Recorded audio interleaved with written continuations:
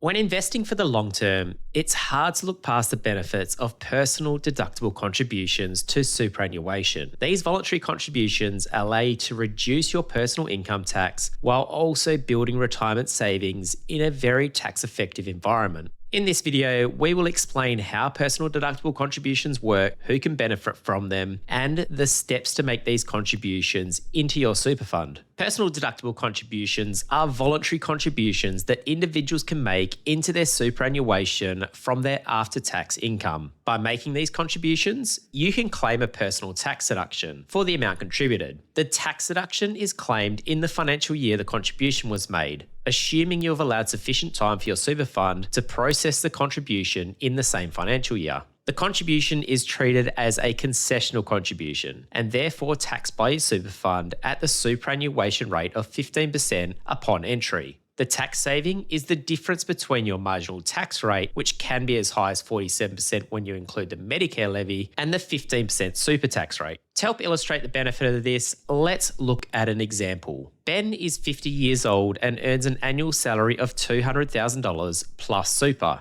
He decides to maximise his concessional cap limit by making a personal deductible contribution of $7,000 into his superannuation. This table outlines the tax saving. As you can see, by making a personal deductible contribution of $7,000, Ben will reduce his personal income tax by $3,290, but increase his tax on super by $1,050. This gives him a net tax saving of $2,240. A $2,240 tax saving on a $7,000 contribution is the equivalent of a risk-free, tax-free return of 32%. If you want to calculate how much a personal deductible contribution might save you in tax, we have our calculator available on our website for you to use. It will be linked in the description box below.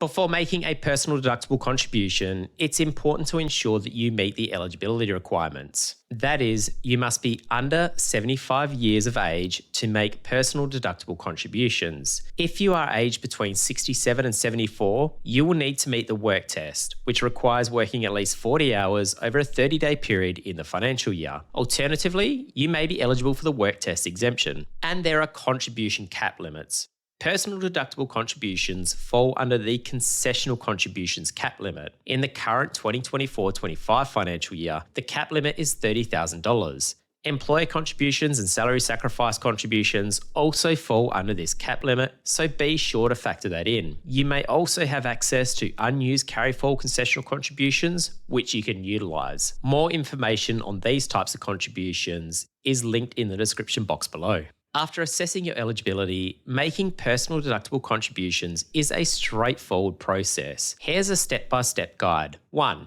Contribute to your super. Make a contribution to your super using your after-tax income. You can do this as a lump sum payment or as regular contributions throughout the financial year. Your super fund will be able to provide EFT or BPay details to do so. 2. Lodge a notice of intent. You must inform your super fund that you intend to claim a tax deduction for your contribution. This is done by lodging a notice of intention to claim a tax deduction for personal contributions form. This form is lodged with your superannuation fund before the due date, which is generally the earlier of the date you lodge your tax return or the end of the next financial year. 3. Receive acknowledgement. Wait for an acknowledgement from your super fund confirming that they have received and accepted your notice. Without this acknowledgement, you cannot claim the deduction. And 4. Claim the deduction. When completing your income tax return, include the amount of your personal deductible contribution in the section for tax deductions. This will reduce your taxable income and the tax benefit will be calculated based on your marginal tax rate. We often advise our clients to make their personal deductible contributions towards the end of the financial year prior to the contribution cutoff date. This allows us to accurately assess existing contributions which have been made in the current financial year and also anticipate remaining contributions still to be received. This ensures that we are contributing the right amount. Before making a personal deductible contribution to superannuation, it is important you consider the following potential risks and disadvantages. 1. Contribution cap limits. As mentioned previously, you need to ensure that you're working within the contribution cap limits. If you exceed your current year's cap limit plus the unused carry forward amounts, tax implications will apply. 2. Limited access to funds. Superannuation savings are preserved until you meet a condition of release. For most people, this condition is reaching preservation age and retiring from the workforce. There are some instances where you may be able to access the benefits earlier, such as release on compassionate grounds, financial hardship, or under the First Home Buyer Super Saver Scheme. 3. Understand your investment strategy and fee structure. Before putting any additional money into superannuation, you want to ensure you understand and are comfortable with the investment strategy and the fee structure within your super fund. And 4. Division 293 tax. For high income earners, if your combined income and concessional contributions exceed $250,000 in a financial year, you may face an additional 15% tax on some or all of your super contributions,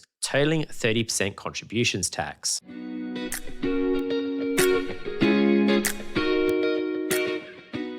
Making a personal deductible contribution to superannuation can be a very powerful strategy to minimise tax and build your net asset position. Superannuation is the only structure that gives you a tax deduction for investing for yourself. Typically, we reserve personal deductible contributions for phase 2 onwards of the wealth creation process. However, it may also be appropriate for first home buyers utilising the First Home Super Saver Scheme in phase 1. If you think personal deductible contributions to superannuation is an appropriate strategy for you, we strongly recommend you speak with your financial advisor. They can help assess the appropriateness for your particular situation. Please note, the information contained here is general in nature only and does not take into consideration your objectives, financial situation, or needs. As legislation is constantly changing, the accuracy of this information is only current as at the time of recording. Before relying on the information, you should check to see if the content is still relevant.